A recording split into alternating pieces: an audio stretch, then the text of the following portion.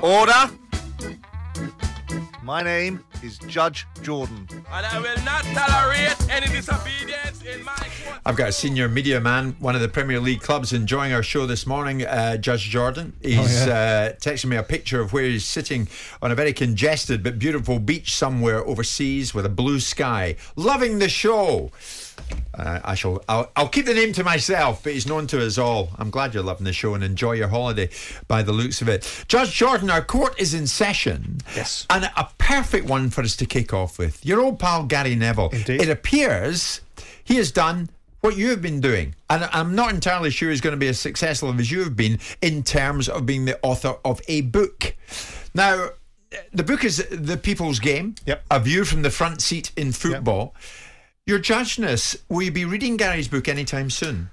Well, mine was an autobiographical experience about my journey in football. His is about a view on how football is evolved, what it's going to turn into, and what its solutions are to the particular problems that it's got, from greed to the racism in sport to the development of the women's game.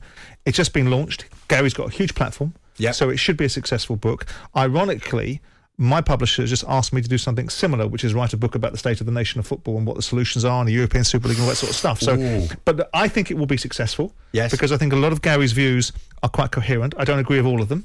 I think some of the motivations and self-interest are very clear. I don't think that you can allude to a ownership model that you played for and got millions from in wages and then be hypocritical about what they're doing now because you weren't saying that when you were employed by them.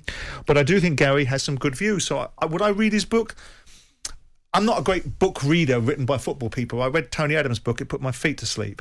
And that was probably the last football book I read. I did read Mihir Bose's version of Terry Venables and Alan Sugar's relationship, which was a fascinating book. Oh, Mihir, yeah. Which was a great book. Very bright man. And Brian Clough's book was a great book. And Jimmy Greaves' book was a great book. Yeah. You'll enjoy my book next year. You'll be in it. You're doing one. I know you are. You and Carvey, right?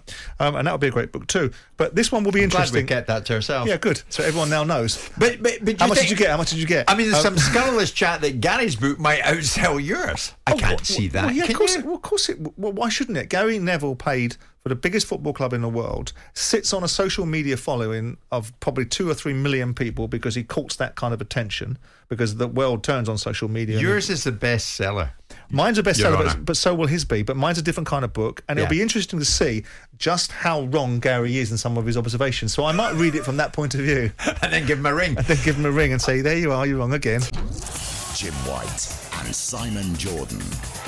Monday to Friday mornings from 10 on AM, on DAB, via the talkSPORT app and on your smart speaker. talkSPORT.